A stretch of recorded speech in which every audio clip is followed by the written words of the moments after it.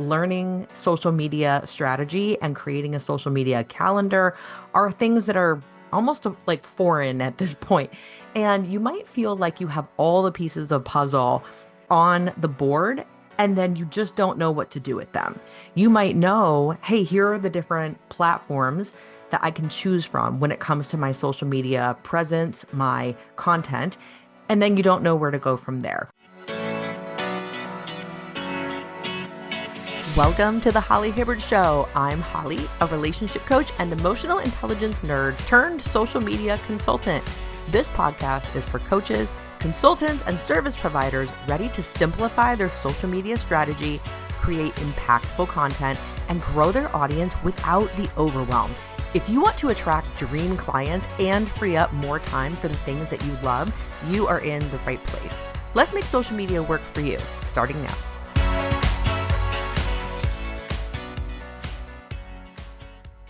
Hey everyone, welcome back to the Holly Hibbard Show. Today I'm going to be telling you the difference between content strategy and a content calendar.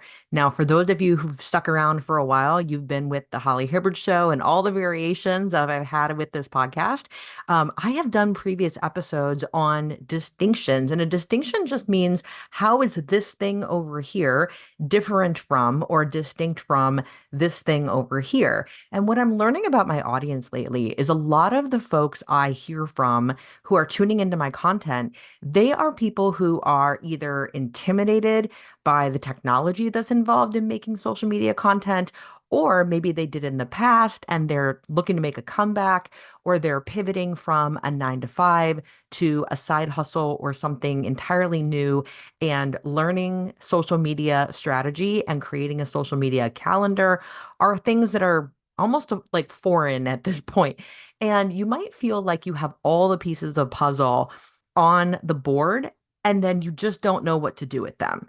You might know, hey, here are the different platforms that I can choose from when it comes to my social media presence, my content, and then you don't know where to go from there. Or maybe you have chosen the platform, but now every social media platform has a multitude of ways that you can contribute to it with short form video, with reels and little stories and live streams. And there's so many options. So again, all those options are pieces on the board. And then you go, okay, now what? What do I do? So maybe you do a Google search and you look up something like content creation help, or I don't know what to say, content creator ideas or topic ideas for short videos or for my YouTube channel or whatever it is. And when you do this Google search or wherever you search, you come up with so many things that you can listen to and watch. And you're seeing these terms thrown around, specifically in today's case, content strategy and content planning or content calendar. And it's so easy, much like a lot of distinctions in the world, to take two terms and think that they mean the same thing. And not only are your content strategy and your content calendar or your content plan two separate things, but it's very important that you do them in the right order. And I got to be honest with you, I have made social media content for so long now that my strategy is embedded into who I am, and I already have that answer. So when I go to teach and give you all ideas and options and create things for you to download or courses to take, I almost forget about the strategy because it is so second nature to me. And here I am today being like, oopsie, I better explain to you all the difference between your content strategy and your content calendar. So let's go with the strategy first. First of all, if you are doing that Google search looking for a content strategy, it is not that you're looking for the content strategy. You're looking to create your content strategy. It's not about what works only for other people, but your content strategy and what you put together has to work for you. It has to feel easy and doable for you. And it has to be something that you genuinely enjoy doing. And luckily, because content comes in so many different forms nowadays, there's probably at least one type of content that you will have a good time creating and making, producing, whatever word that you want to use. But if you just think that content strategy, your overarching plan, is going to be something that you can adopt from somebody else and that whatever they do is going to work for you, you're not going to stick with it. You might not even get started because you may feel lost before you even begin. So, content strategy is your overarching plan of the purpose of your content. Content strategy is something that you want to set forth first before you create your content calendar. It's so important. So, your content strategy, if we were to write this out like a formula, your content strategy has two pieces that you need to be clear about. The first piece of your content strategy is you need to determine the subject matter or your niche or your ideal client. But this is what I like to call your pillars. When you think about what you do as a coach, a consultant, a service provider, there are certain pillars that makes you and your service unique. For me personally, I know what my content pillars are. I know the unique thing that I bring to this profession as a coach, as a content creator, person who likes creativity and strategy and all those things. So, your content strategy, you need to have an idea of the subject that you want to cover. And I'll go into that in a little more detail in a moment. The other piece of your content strategy is you need to know the type of content that you want to create. So, types of content are reels, which they're called reels on Facebook and Instagram. They're called shorts on YouTube. Stories is a type of content. Going live on a platform, doing a live stream is a type of content. A podcast is a type of content. A specific to Instagram, which you can also put over on Facebook, but specific to Instagram are carousels, which are a series of pictures with text on them. And there's so many others. Your blog is a piece of content. So, your content strategy, this overarching plan that you have, you've got to know what are the pillars of what you're going to talk about. What's your subject in general? Who are you talking to in general? And then you've got to know, how am I going to talk to them? Is it going to be through reels? Is it going to be through stories? Is it going to be through longer videos on YouTube or only through live streams? And so, how do you choose with your content strategy what these pieces are? So I want to break down both of these first. Your content strategy with that subject matter, okay? I want you to consider the person that you most love to work with, but also I want you to consider the person that you would like to work with and imagine what they would like to hear you talk about. So if you are a service provider and you have clients or people who come into your office space, think about the questions that they ask you. Think about anytime they've ever maybe given you a review, think about the reasons why they come to you.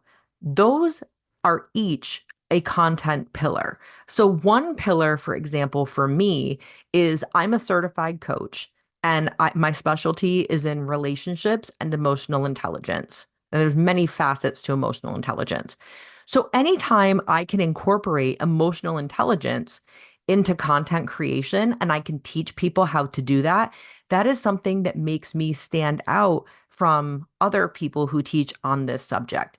I also know that one of my pillars, something that I feel so like very is so important to me, I guess, is it's important for me to feel like I can be authentic in my content. And what that means to me is unfiltered and not over edited. So I'm not looking to make perfectly polished content at this point in my career. And I want to encourage others more so than, hiding because you can't be perfect. I push people to show up even when you are not doing it perfectly just yet. That is another pillar is get over the imperfection and just take an action and get your message out there and get yourself out there. So those are two examples for me of pillars, subjects that I can use to focus on in my strategy. Okay. So content strategy, again, are subject matters. So ask yourself in your subject matters, what are things that people ask you about? What is your reputation? What do people know you to be? What makes you unique? Or what's a hot take or unique opinion that you have about this particular service that you provide? Or when I was relationship coaching, for example, I had client after client after client that was going through the same trouble at different points in their relationships or in their dating experience. And so I would create content about, I see this general theme with the people that I'm coaching when it comes to relationships. So you could have a pillar that's called hot takes, a pillar that's called your reputation, a pillar that's called this is what I love about my work, a pillar called here's how you can DIY what I do in your own life. There's so many different ways to do that. Okay. So that's one big component of strategy, but you at least want to have an idea for your content strategy of, okay, what am I going to talk about? And that's some way to get started on that. Now, the other piece of content strategy, and yes, I haven't even gotten to the content calendar yet, so don't worry, you didn't miss anything yet. The other piece of the content strategy is once you know the subject pillars that you want to talk about and teach about or share about, it's now time to make the decision of what type of content are you going to create. And as I already alluded to, there are so many different options out there, not only in terms of platforms, but also in terms of which type of content on that platform are you going to create content in what style. So I am a major advocate. If you are new to creating social media content to promote your business, your service, what you offer, I highly, highly recommend choosing just one platform to begin with. Choose a platform and start there and learn what you can about that platform and go all in with creating content on that one platform consistently. Okay.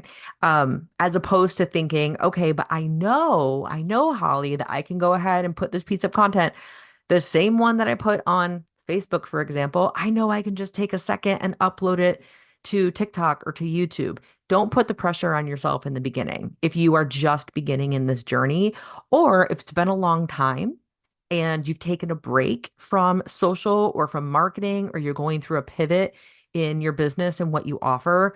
Don't do it. Don't multitask your platforms just yet. Just choose one. So because I started on Facebook, okay, I'm going to talk about Facebook as an example. So let's say I have chosen, I'm going to go all in on Facebook and create content for Facebook. So again, part of my content strategy is know the subject I'm going to talk about. Got that covered. Now I'm going to determine for Facebook, in my example here, what type of content am I going to create? Now, I know for certain. Now, here's how you make the decision, okay? Because I can say, I know for certain, but let me tell you the things that you need to base this on. Number one, I want you to consider when you're choosing the type of content you're going to make, what is the content piece that your audience likes to engage with? So, for example, and this might be a little bit of trial and error in the beginning, or maybe you have a vision of the person that you really want to work with, or these are current clients or previous favorite clients, and you automatically know the kind of content that they love to consume. So, for example, I know that pretty much 90% of every client I've ever worked with not only has a TikTok account, but loves consuming TikToks. They find it funny, relaxing. They have a good time on that platform. Okay. So from that, even though I'm saying I'm going to focus on Facebook in this example, I do know that they do like short form content. Okay. So let's say I say to myself, okay, I'm going to choose Facebook to go all in and I'm going to make Facebook Reels. I'm going to make Reels for my Facebook. And the second thing I want to consider is what also like do you like to create? Well, I personally like creating short form video.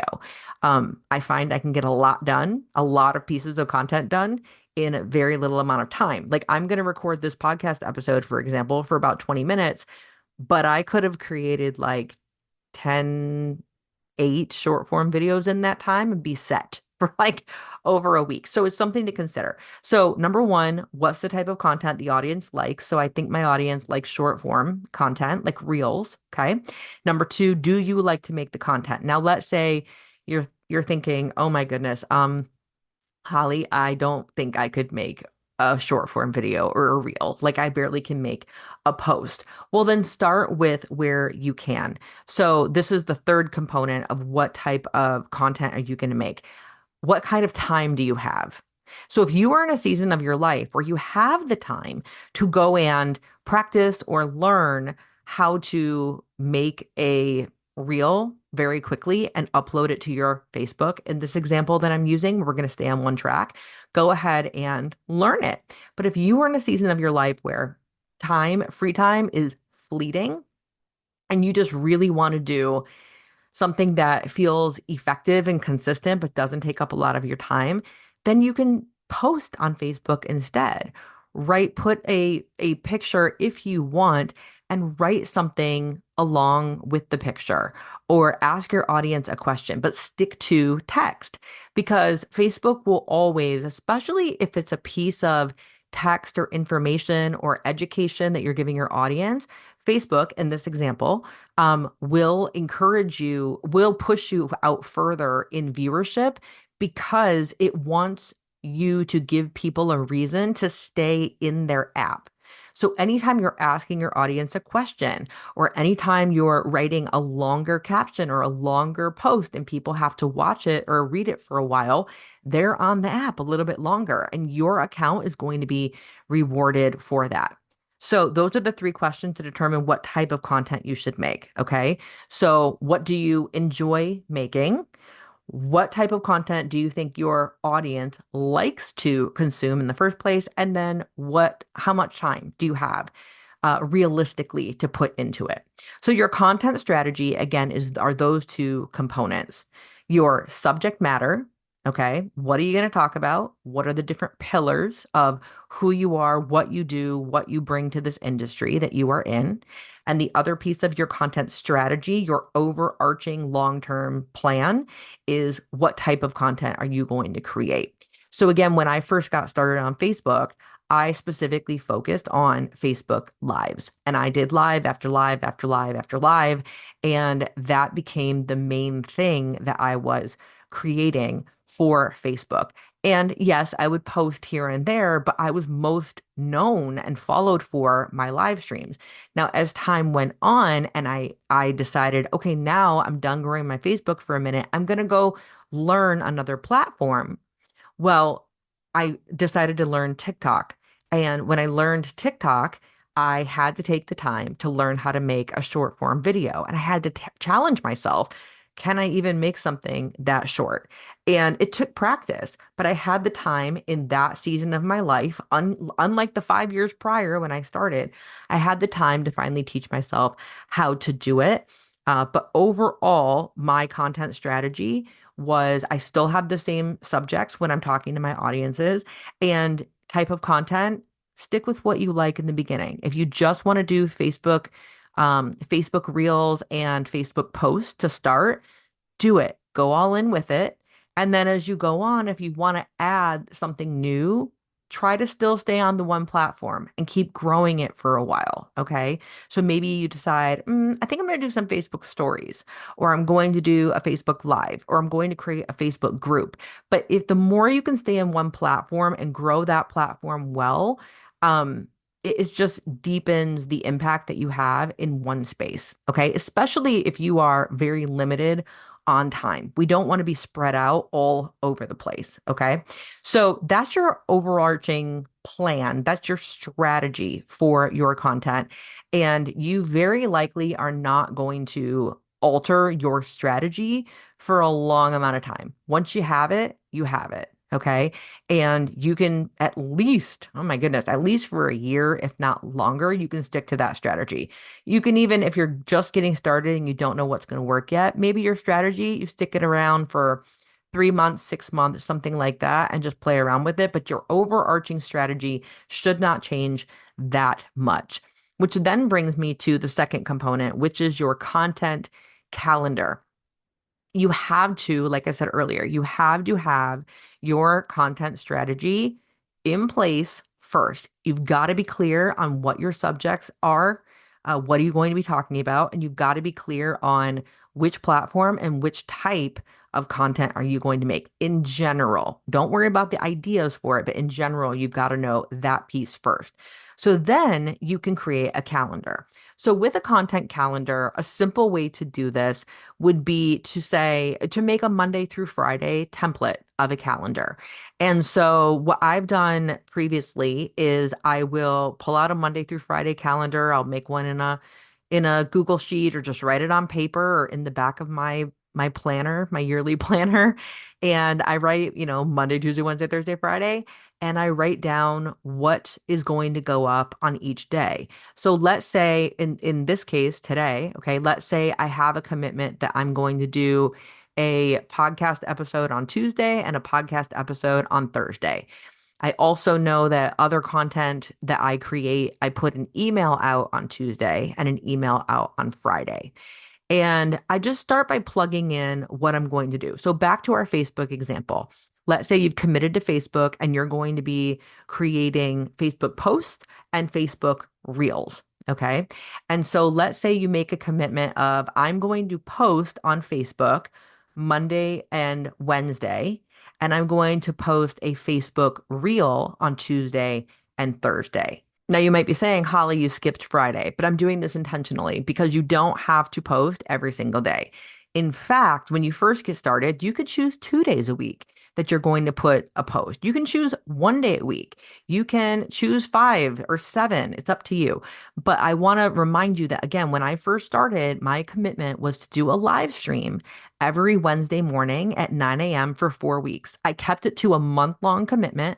I wanted to see how my audience would respond. Like going back to those questions, I wanted to see if I liked making that content. And I also wanted to see if it fit into my schedule and if it worked well for me, which it did. So then I kept it going. So my first content calendar ever was live stream on Wednesdays at 9 a.m. for 4 weeks. That was my first content calendar. Now, as I expanded, then it became okay, my content calendar is the live stream on Wednesday, but then I'm also going to write a post on Monday and a post on Friday. Okay. And that was it. Something Monday, something Wednesday, something Friday. Now, again, sorry, back to the example. I know I keep diverting away. If you say, okay, I'm going to make the reel for Tuesday and Thursday, and I'm going to do a post on Monday and Wednesday, and you leave that Friday empty. Now, that Friday, if you want to, Friday can be a day where you're recording your reels for the next week. Or you could choose one Friday a month that you're going to record 8 reels, and then you're covered for an entire month.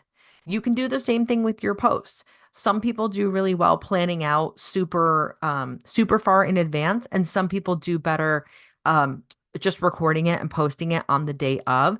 But regardless of which one you choose, it is important that you have some general theme that you're going to follow. Okay. So in this case, you could make the decision Monday through Thursday, I'm going to do these things. This is the type. So your strategy is going to lay the foundation for how your calendar is going to look. So then from there on your content calendar, once you've determined you're going to have, Mondays and Wednesdays posts and Tuesdays and Thursdays reels. Now what you can do on that calendar is underneath each one, you make a list of this is a topic for this post on this particular Monday. This is the topic for this post on this particular Wednesday.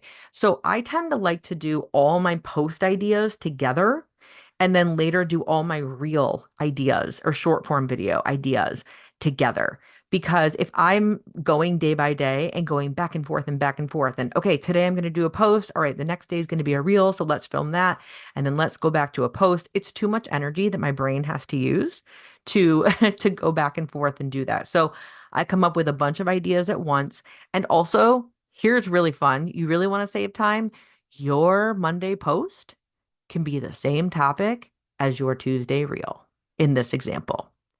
And your Wednesday post can be the same thing as your Thursday reel.